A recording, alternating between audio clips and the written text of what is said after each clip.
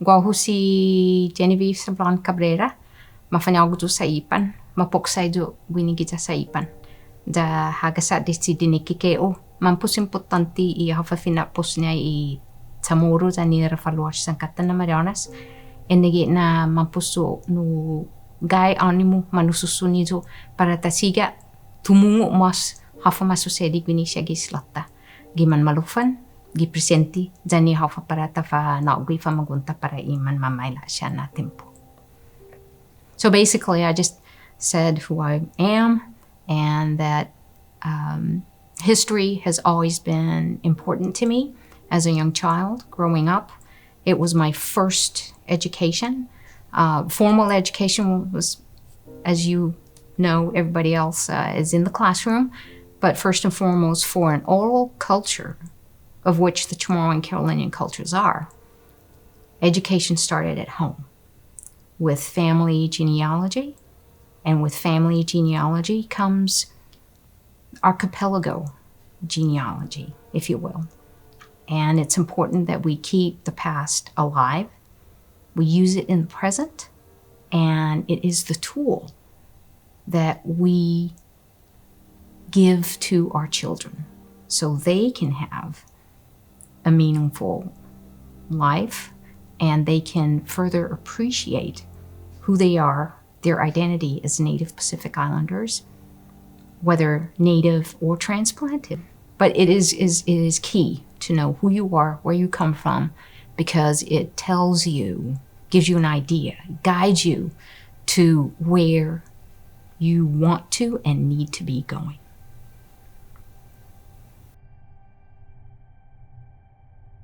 So a photograph, it is really true. A photograph, it says, it's worth 1,000 words and then some.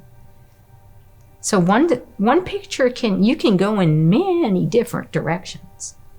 Talk about family history, you talk about culture, language,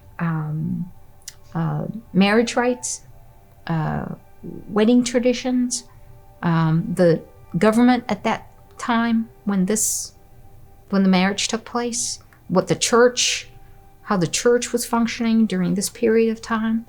You can talk about umpteen different things just from one photograph, but discussing it verbally, it brings everything back to life. And knowing your family history, see, just talking about them and knowing what they did, not just for this picture, but their life, because that was passed on to me by my dad, who got it from his mother and father and my dad grew up with his family elders. I'm the same way. I didn't keep time or spend time with my peers. I spent my time with my elders growing up. And I wouldn't change it because I've gotten so much more. My dad was the same way. He was taught. He had one of his uncles was one of the individuals sent by Fritz, the German administrator, sent to Qingdao in China to learn blacksmithing. There were just a handful of Native Islanders sent to different areas to learn certain trades. I tell folks, I said, if I don't know, the youngsters now, they're so, they're very, very diverse because they come from multi-ethnic parents. But I keep at them and I ask them, well, who's your mom and dad? Who are your grandparents? I try to make a connection, take it all the way back as much as they know, so that if there is a connection, I tell them, like the Island family, and they said, did you know there's a picture of your grandfather at the American Memorial Park, the visitor center? You should go see it because your grandfather's in native dress. He's using the native rafalawash and even his necklaces. This is an island.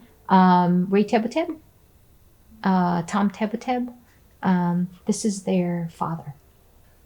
And this is Tunakindoy. You know, there's a road, Tunakindoy Road. This is Joaquin Tenorio, better known as Doy. Ed Tenorio, Lillian Tenorio's husband. This is his dad. On the right side. On the right side. One with the hat. Yeah. Yeah. And then that's Mariano. That's a De Leon Guerrero in the other hat. I forget who these two gentlemen here, but now there are two. These are from two prominent Carolinian families. This one I know is an island. Yeah. But I wanted to point out, just from the public's reaction to the exhibit, it wasn't just us in government, from government organizations working on the project. A lot of credit also has to go to Aldrich Pierce. That's the design folks that were contracted to put the exhibit together. And just those folks are absolutely, they know what they're doing. They've done other exhibits for other organizations. And so having people, even though they're not of the Chamorro or Carolinian culture or island culture in general, but to have this mind's eye and that emotional connection to presenting the indigenous narrative. This is the first opportunity for a project to give voice to the Native narrative, this project. And again, which is why it was so important. It was crucial for us to do it right from day one. And it took 3 years, but those 3 years just flew by. And Rose Manibusan, she held it together because she was the liaison between what was going on here and Chuck. I can't forget Chuck Sayon. This was all during Chuck's time. And of course, War in the Pacific on Guam, they had a number of superintendents during the lifetime of this project. But also the fact of how the visitor center was designed. We wanted it to mimic or have an allusion to the ancient houses of Taga. We don't have the laddie, but what it boiled down to was they were able to design it in a way that it mimicked a hut and how people would gather. It's a place of gathering. And that's what we wanted it to be. People continually, from within the culture, from without. Doesn't matter who. People that had an interest, for them to come in, feel at home, and feel connected to this part of our history, to the people, as they would go through the exhibit. And I hope the folks that have photographs of family members here, they do come and they share the stories of that parent or those parents, and have the kids have that connection and pass on that connection. There are a number of photographs in the back. A large number of those photos are of the Native women and a handful of men that were trained as the first batch of nurses under military government, or under what was then to become the U.S. administration of these islands.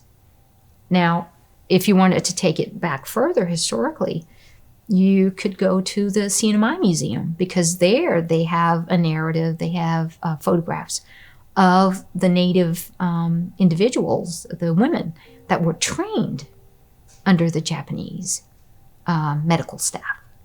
The interesting part there was it's Japanese doctors and medical staff that were here, but they conducted their instruction of these nurses in German. And one of them, she's already passed on, but She has, I think they have 8 kids together, Yvonne and the late Arthur Camacho. They have a son who's in medical school right now.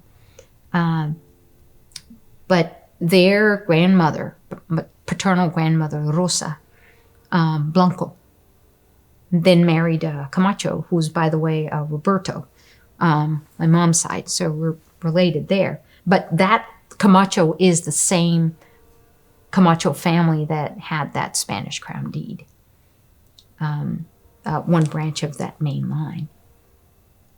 But those stories, and the minute they knew that there was a reference to their grandmother, or Yvonne and her husband at that time, they went to the museum and took the kids as little kids to the CNMI museum to show them their grandmother's picture and tell them the story, and stories that they themselves were told by the late Mrs. Camacho when she was recounting her days as one of the first nurses on island. Dr. Norma Ada, Lillian Tenorio, their mother's father, Tum Filipe Seman, he was trained by Japanese medical staff. So much so that he ended up marrying one of the Japanese nurses. And that's where they had their children. So these things, scientists say we only use 1/3 of our brain, our capacity. Can you imagine what we can do if we were able to utilize this entire 3-pound gray component of our body? But just using 1/3 of it and having all this information, you're able to have all this information come through, you filter it, and you set it up in different portions of your database. And then the minute somebody says a word, or you take a look at a picture, or a situation comes up, and then the floodgates just open. That's the fascinating part of history. And it's not work, you don't memorize it, because if you embody it, it just becomes second nature to you. You live it. And when you live something, it comes to you. You don't have to work hard to retrieve it. Actually, they're numerous. I will share with you today a story that involves my mother and my father, respectively. And then a story that a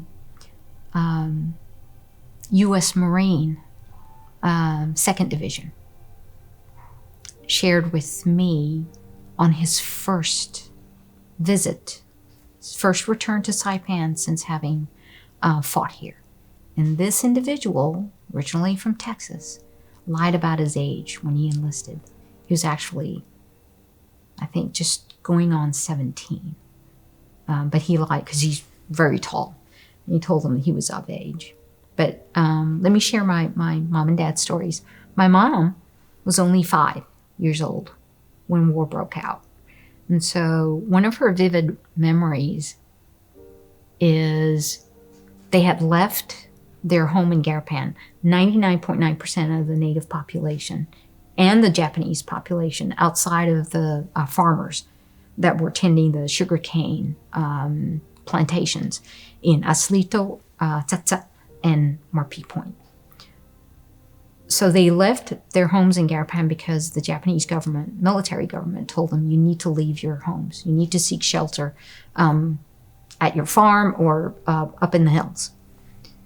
So they left their home in Garapan, which is very near the church, today's Garapan Church, Kishtarai Church, which was the site of the old Mount Carmel Church, also named Saint Isidore Church before. But their farm is up in the hill areas, right above Gualurai. And when the bombing was already in and around Garapan and coming closer to that central ridge line, And they were in a cave at their my grandmother's father's farm.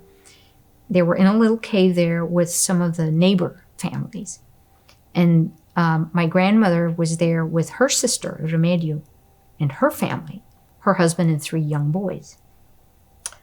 And my grand aunt Remedio was telling my grandmother, let's move to her husband's family farm property in Rapugao, which is the native term for Navy Hill.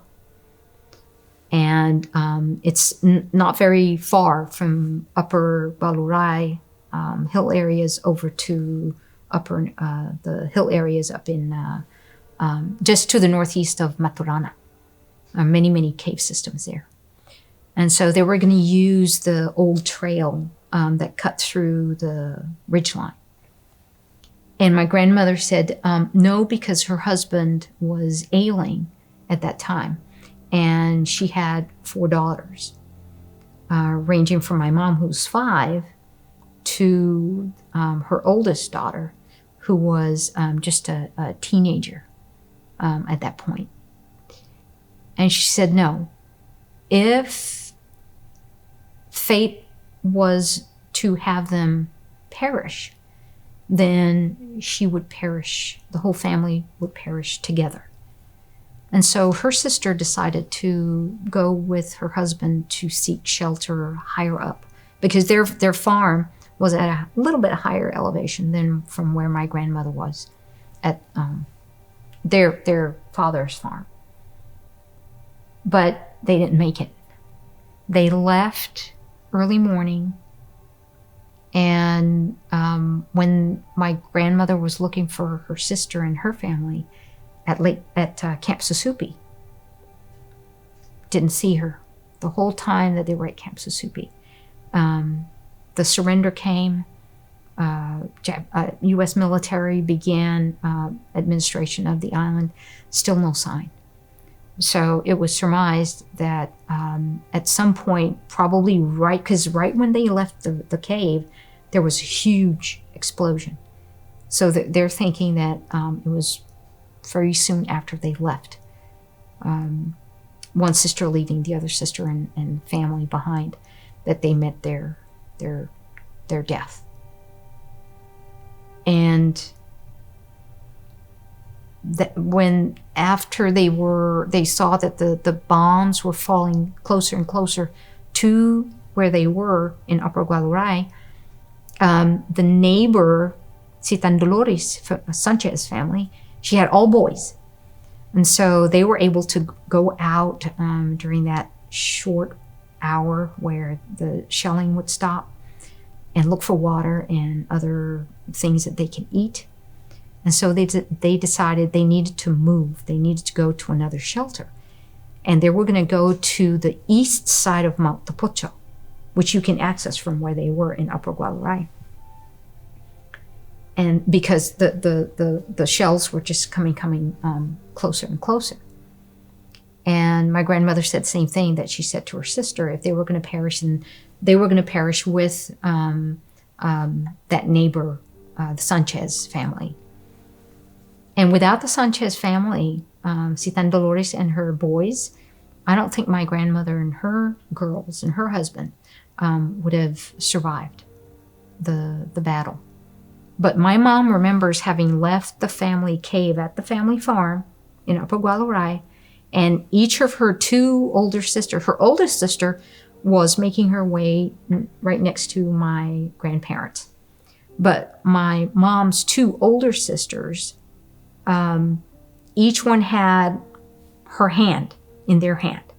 And they were running. I mean, the shells were falling, bullets were flying, and they were running through the jungle. My mom said her feet were not touching the ground the whole time.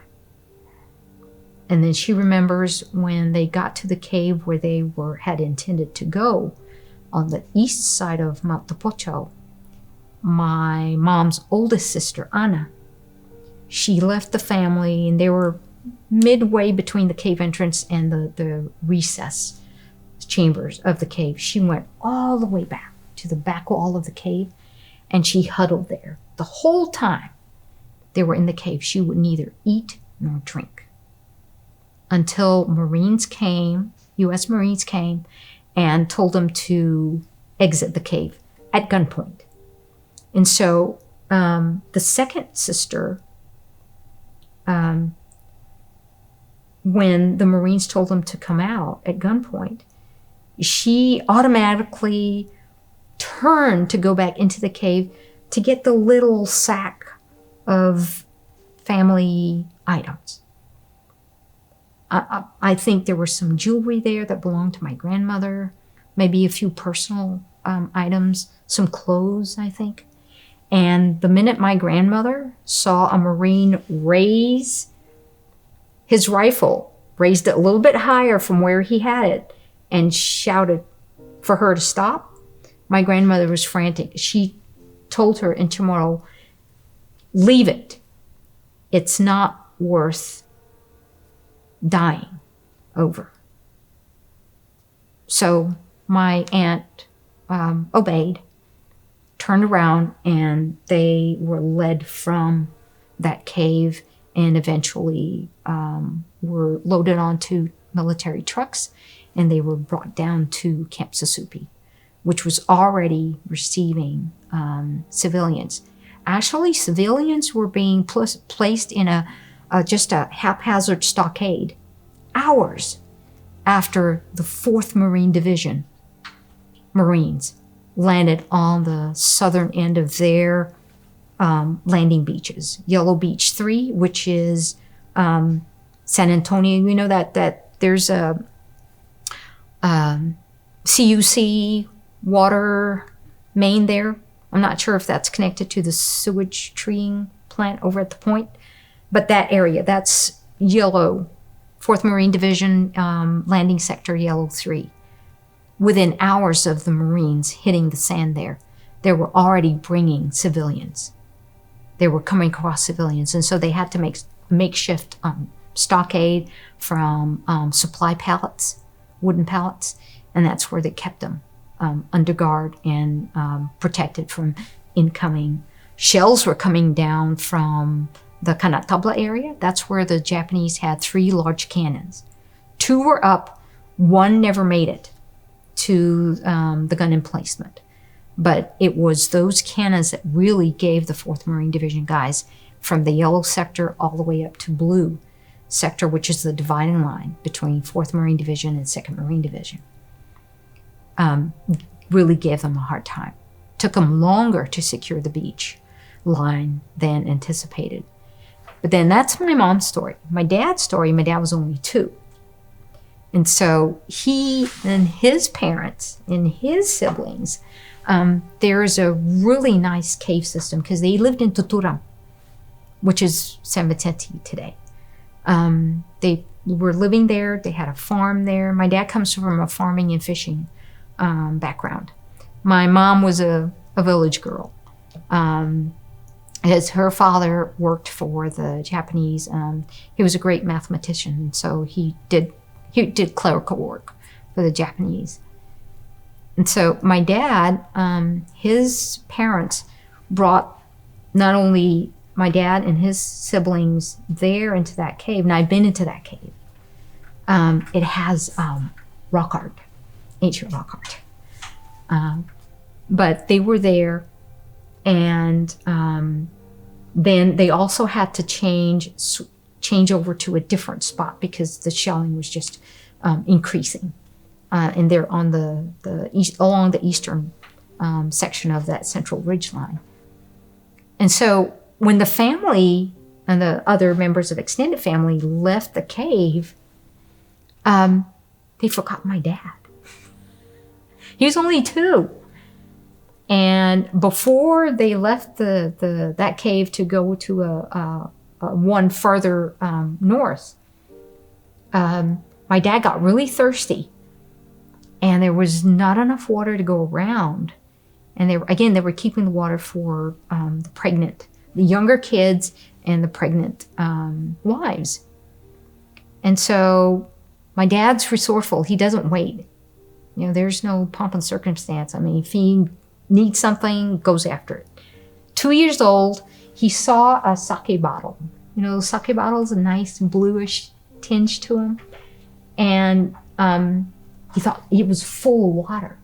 And so it was like the old Kikkoman soy sauce. They also came in that size, the sake bottle. But he thought it was water. And so he opened the lid, took off the lid, and took a couple of swigs. But it wasn't water. It was kerosene.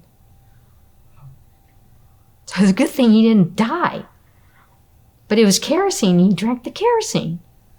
And so I don't know. I've asked them how they had him, whether they needed to have him purge that. I'm not sure. I keep asking him. I always get little tidbits, but it's never the full story. But in any case, he drank kerosene. And then when the time came for them to leave that cave, everybody left.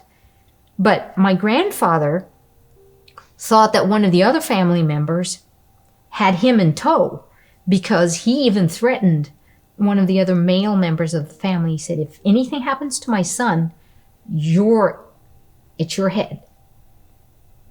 And lo and behold, they forgot him. So my grandfather went back on his own. He only had a machete with him. He went back to get my dad.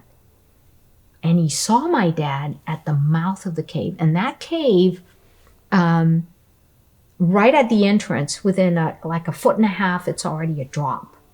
But it's a gradual drop because you can shimmy down rocks, use it like stepping stones on your way down to the middle chamber.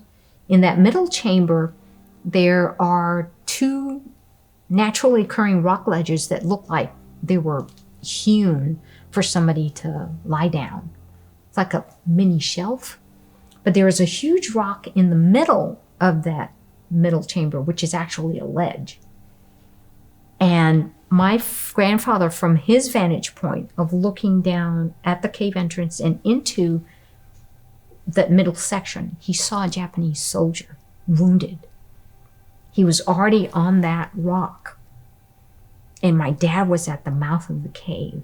The soldier probably didn't hear him because he was too far gone.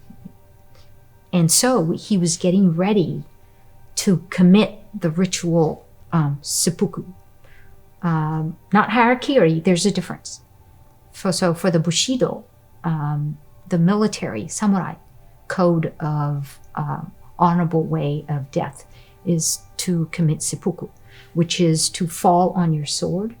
But then when you fall on your sword, you have to edge the sword in such a way where you would, the physical damage to your abdomen will eventually kill you.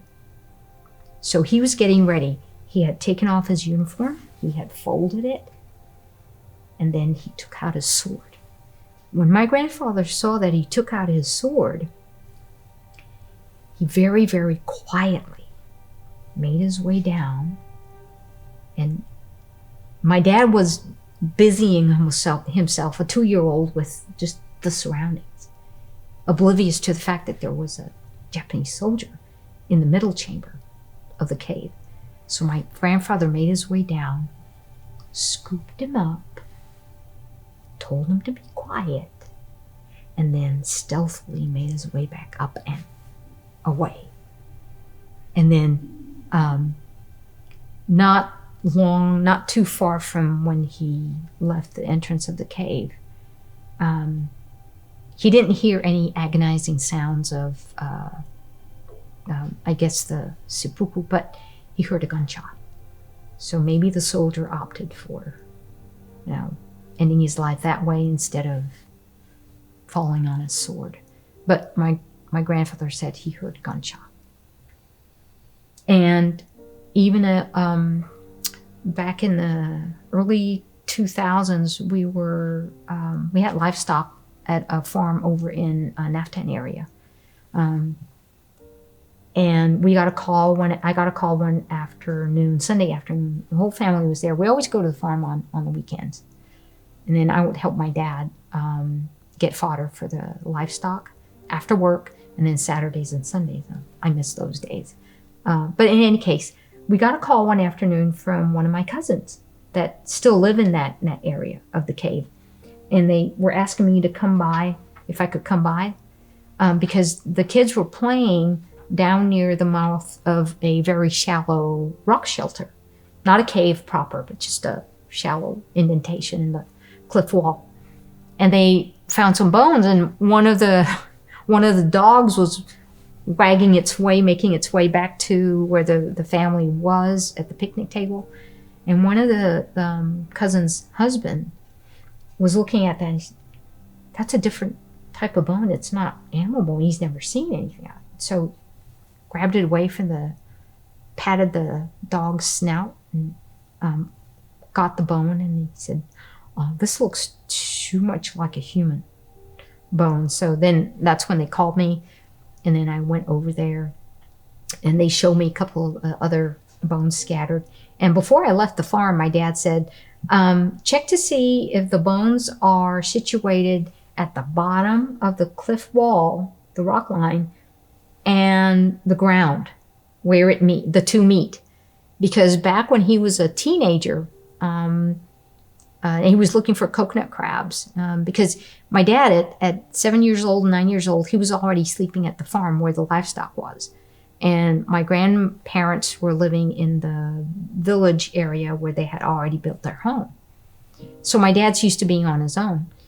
He said, if that's the area where the bones are, those are the same bones that he saw back in 1957 when he was at the farm. So my dad was born in 1942, so he was a teenager then. And yeah, lo and behold, the scattered bones are right at the spot where my dad said they were.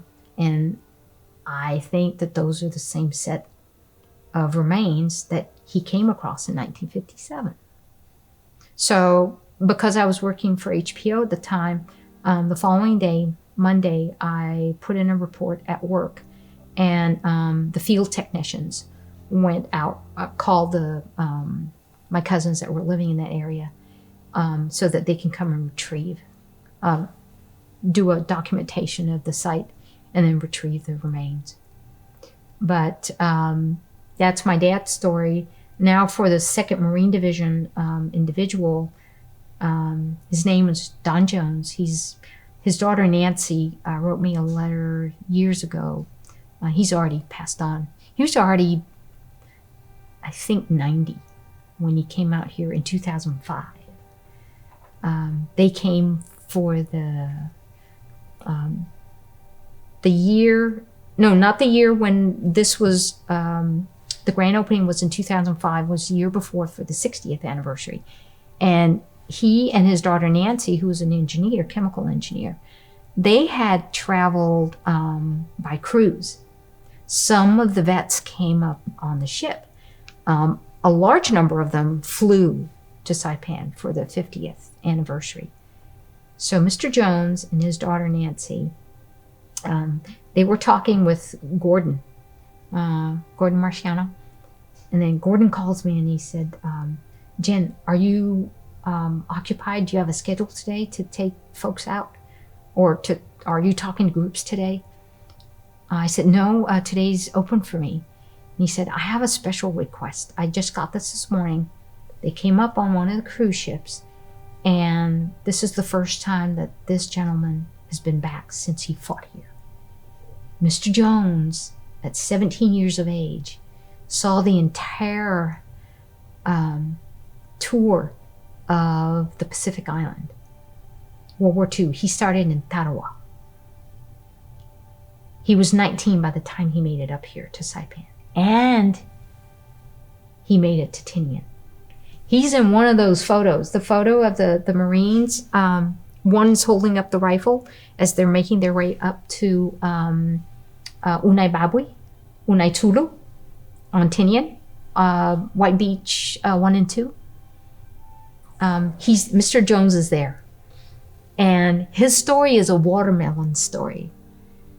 And he said, Nancy was telling me later that she didn't know what to expect because her dad, very rarely, I think she said, I can probably count 2 occasions that she can remember where he mentioned Saipan. But just the name of the island, nothing about what happened here, about him being a Marine out here. And she didn't know how he would react because this was his first visit.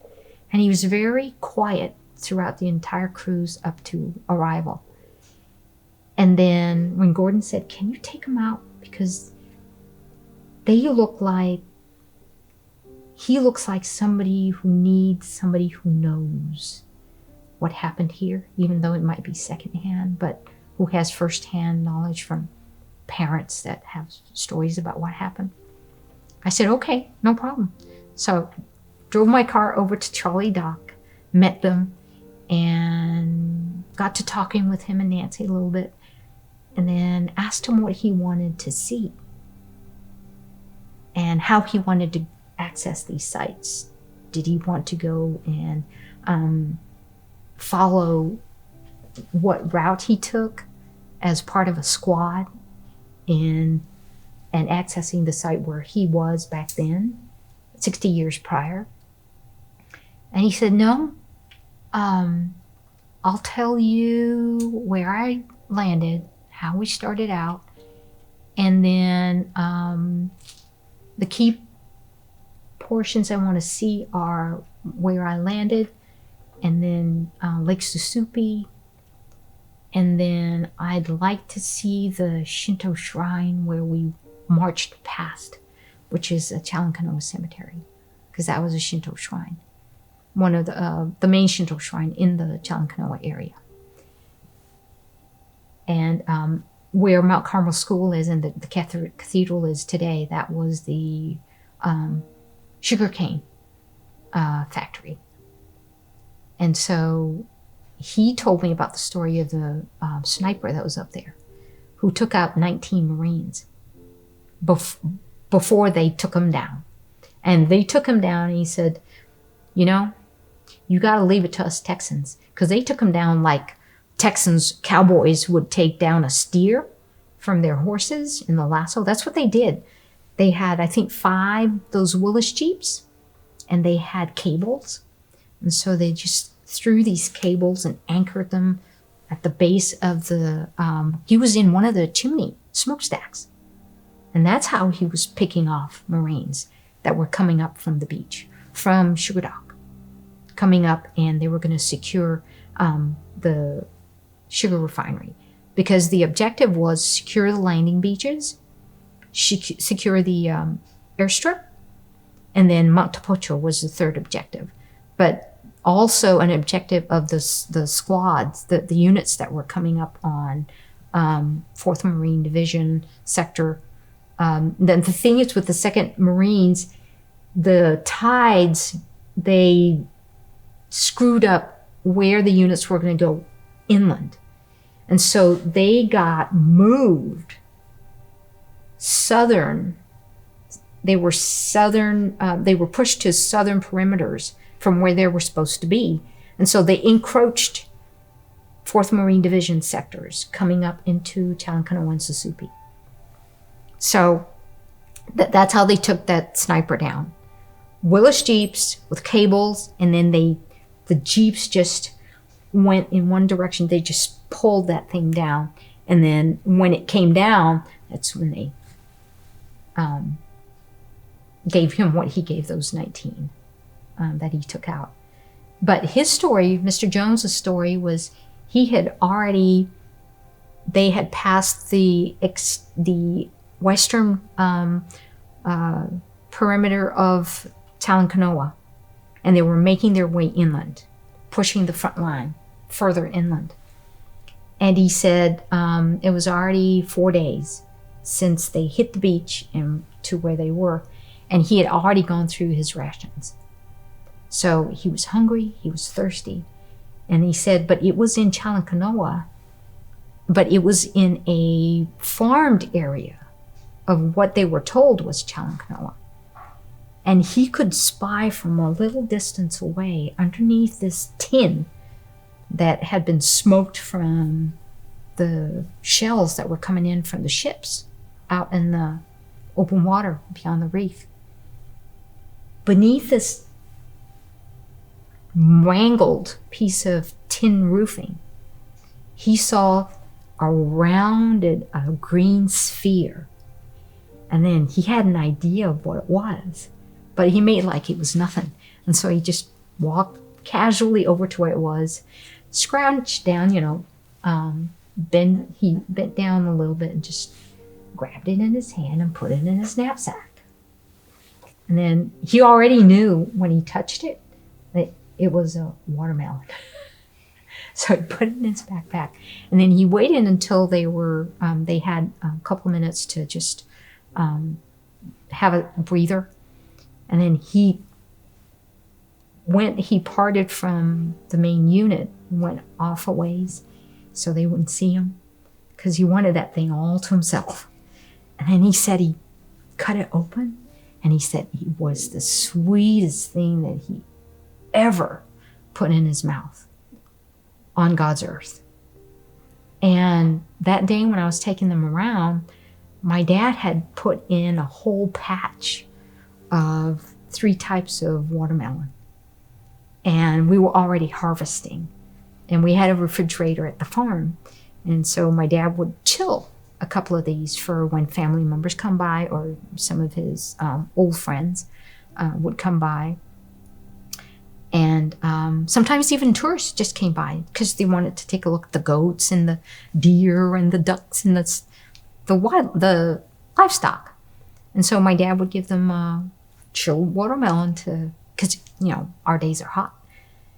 So I said, Mr. Jones, how about we bring your watermelon story to life?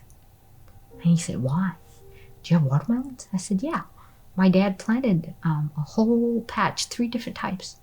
And he said, well, okay, young lady. So I called my dad. I said, Dad, do you have any in the refrigerator?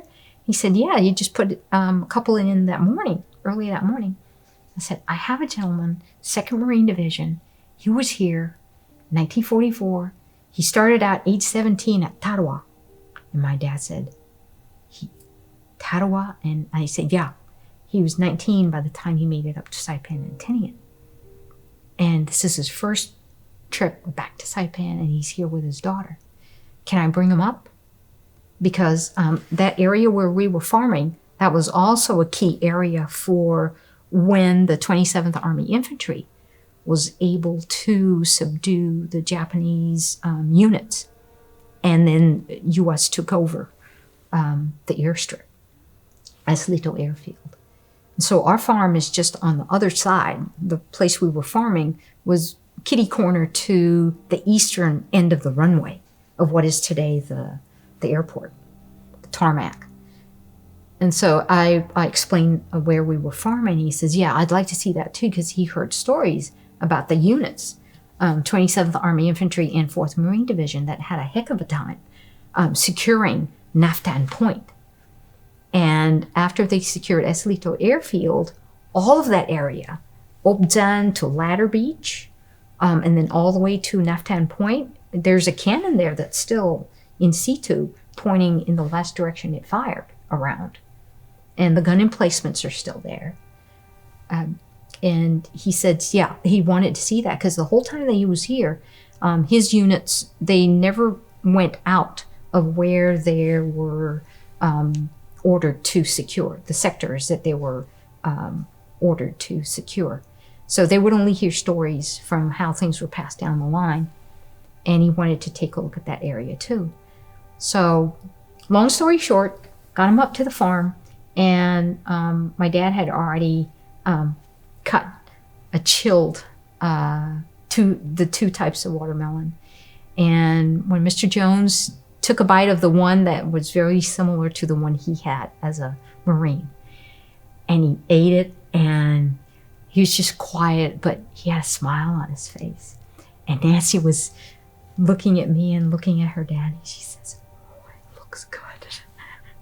And then he said, Jen, when she wrote a email saying thank you for, she said she was glad that she convinced her dad to come out one more time to Saipan. because he said, yeah, Dad was sharing information with you about the sites he wanted to see, but it was after the watermelon at your dad's farm, the floodgates opened. Because once I took them back to the dock, and he said he wouldn't stop. He was just sharing story after story after story.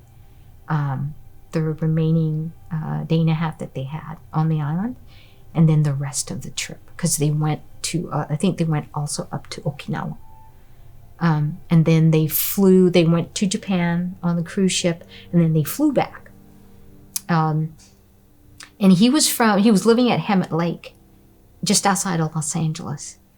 And he surprised us because a couple of months after the trip out here, towards Christmas, I get this letter in the mail, and those little mini version of the manila envelope, but it rattled. And so when I opened it, it was a short letter from him saying thank you again.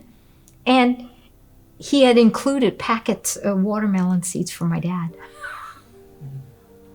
But Nancy, she wrote again a few times. I would write her and ask how he was doing, how she was doing. And they said they took a couple more cruises, I think 2 more, to Vietnam and to other war zones. And it's just all the stories that her dad shared with her would not have happened had they not taken the trip to Saipan. And then Nancy wrote me very short letter that he had passed, but that his latter years were a bit more on the upside, as opposed to what they would have been had they not made that trip. And he always talked about the trip, coming back. So those things, those stories, and the one, and I got to see this twice at Banzai Cliff. First time I saw it, I don't cry. I'm not a person that, but when I saw that day, and I was escorting another group, they wanted to take a look at some of the World War II sites. And it was shortly after the 60th anniversary. And they were still coming months after the 60th anniversary, months after June of 2004. Veterans were still coming. They were still flying out here. Some of them were making their way up to Okinawa and then also to Japan, Nagasaki and Hiroshima.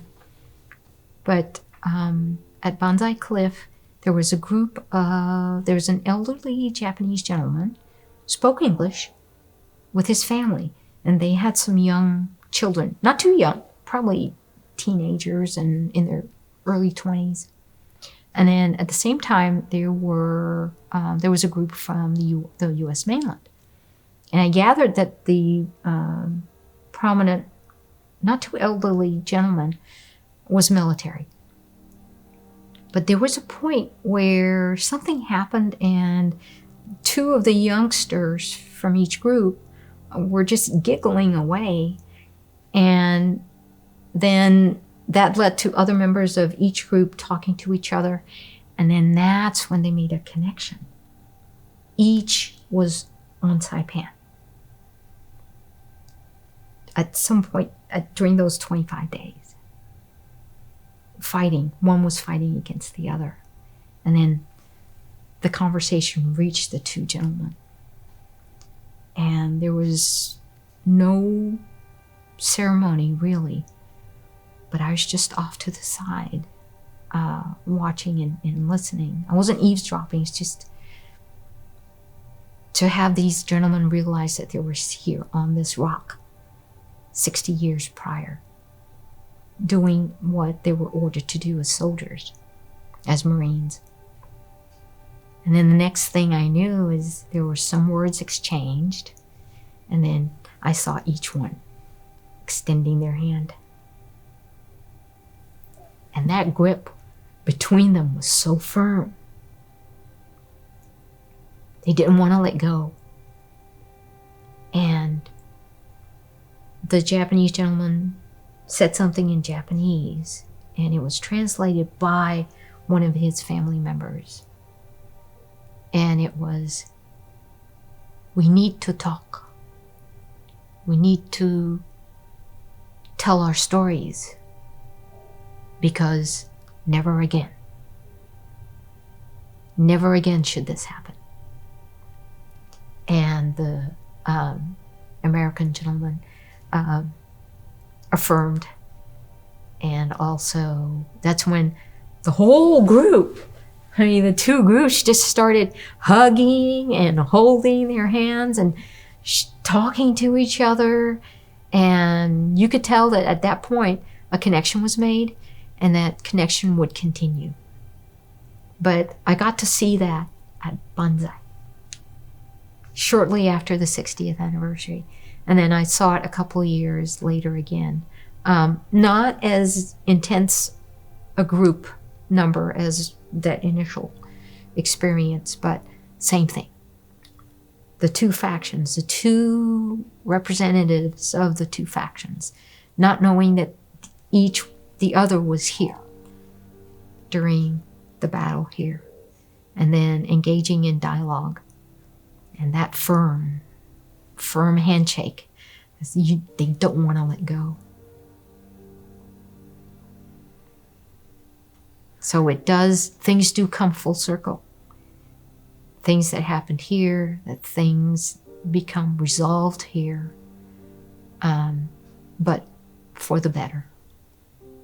So even though we're way out here, so far removed, and people think we live on a deserted island, and we're not connected in any way, shape, or form with the rest of the world, it's just hot air, because you too know, just as I know, that the world comes to our island. We don't necessarily have to go out into the world, but the world comes to us. They did it in the 16th century with Magellan, and they've been doing it since. But that's not to say that they didn't do it before Magellan. Magellan's the first written account of the Western world coming to our shores. What of the unwritten accounts? And I'm sure there are, because there's a lot of material we're finding in artifacts and analyses of pre-contact period archaeological sites. And one of the bits of data that I've read and reread in Spanish accounts that tells me that there have been unwritten interactions between non-native groups coming to our shores is the fact that the Spanish chroniclers wrote that the native Chamorros sailed their proas, and they were flying, the flying proas going from wave to wave.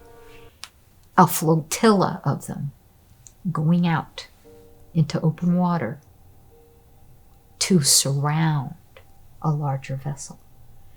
How would they know to go out there in large numbers when a foreign vessel, a large vessel, comes into native waters?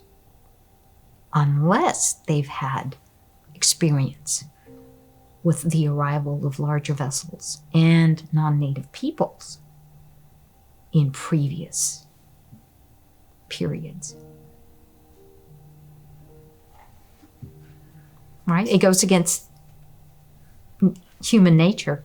If you don't know something, something's foreign, you're not going to go out there and embrace it.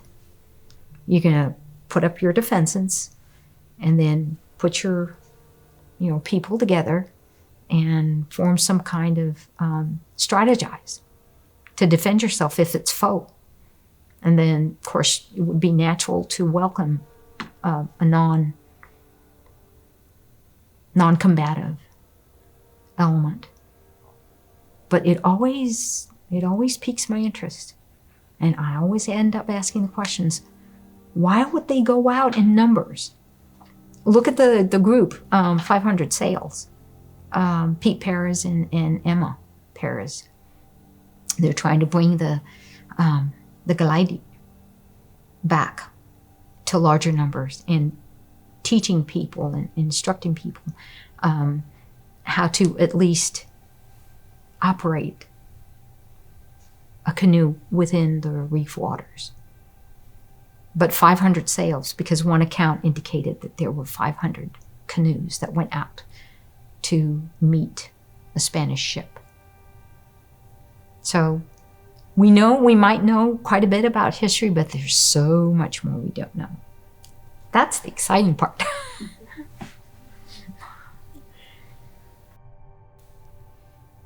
The story, harsh as it was, harsh as it is, hard as it is to listen and absorb and process, it must be recounted. Stories must be retold. Experience, initial experience, firsthand experience, needs to be intimated, to be inferred on the listening audience. Those of us that did not live it,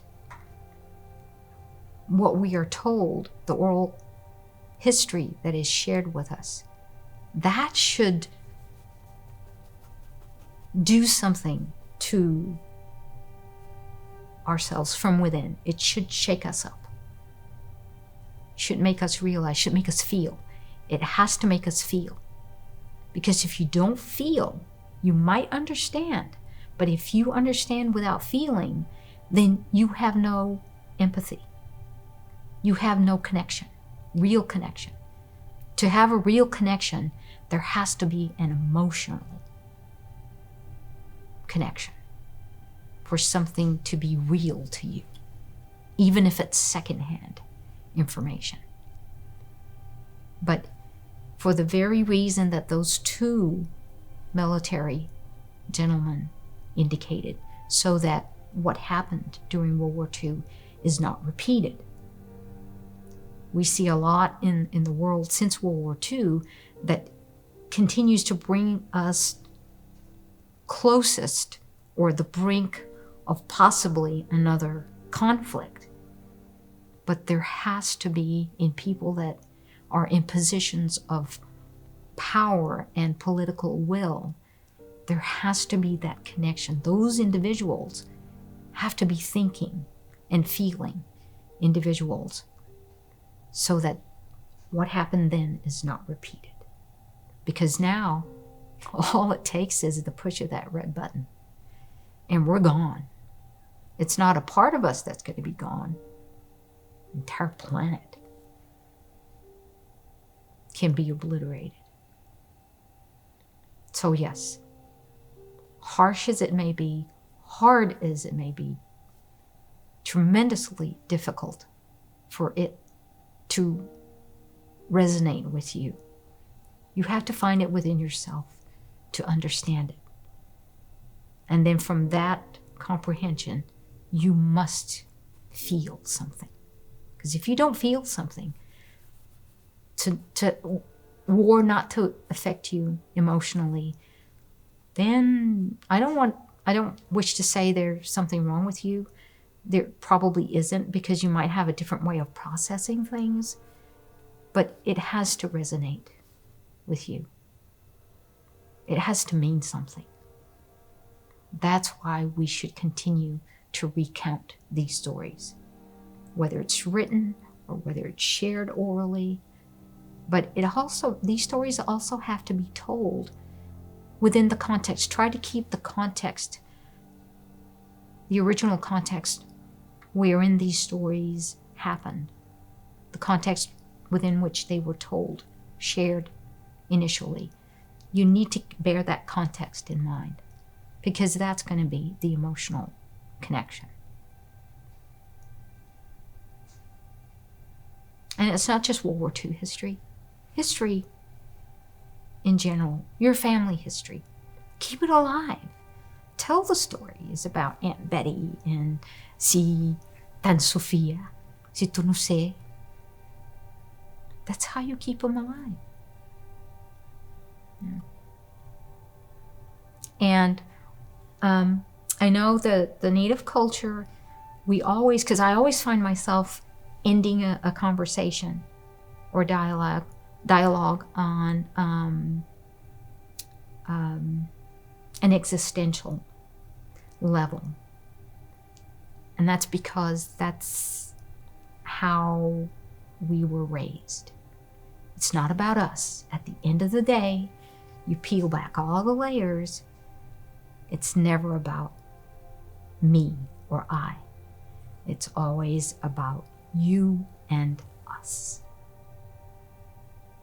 So just to liven things up a bit, when you say, well, I know what you mean. And don't you find that we always say, well, it's not I know. Well, it's kind of like this, not sort of like that. But you know what I'm talking about. It's you, it's always you. We're not a group that focuses on the I, and I hope we stay that way. Because when you start something with the I, and it's always the I, me, we're in trouble. It's always been about those around us and how we are connected, how we function with those around us. It's not everybody else revolving around me. It's me and my connection with everybody that's around me, family or non-family. It's people. It's about people. And it's true. I did hear this first when I was at university. And life is about relationships. Not about your relationship. Maybe if you want to bring it down to a personal level, yes, your relationship. But it's about relationships in general. Because without relationships, there is no qualified life. Maybe you can quantify your life with how many people with whom you have a relationship. But quality of life is about quality of relationships.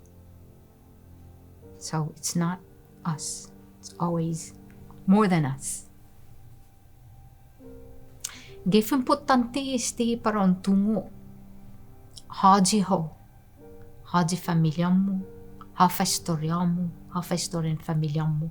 Hafa masusedi gi lugarmu. Aduna lugar yun aluk I lugarmu mismo sa jigi ni mafanyago ho. Pat igima ni dumangkulo ho.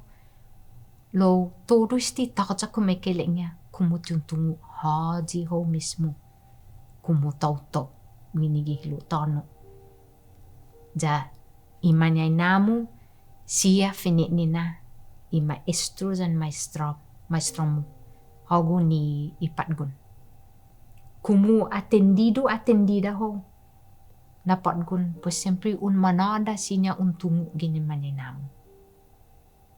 Lo kumuti atendida ho, jati importante, haji ho kumu patgun isla, pues siempre taja este kumikiliknya.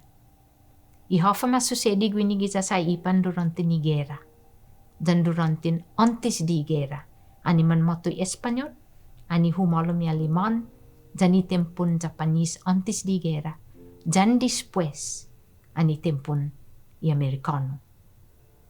Un manada na tinilay ka gwinigi lukata. Lo haji gaigi gwini na momento gi islota hita. Hita ni man natibu. Itamoru jani refaluas. Lo importante lo kwe. Janginti Chamorro ho, o sino janginti refaluas ho, o sino ti natibun Micronesia ho.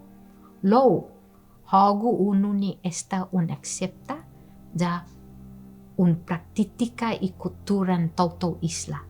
Pues hungan tauto isla ho.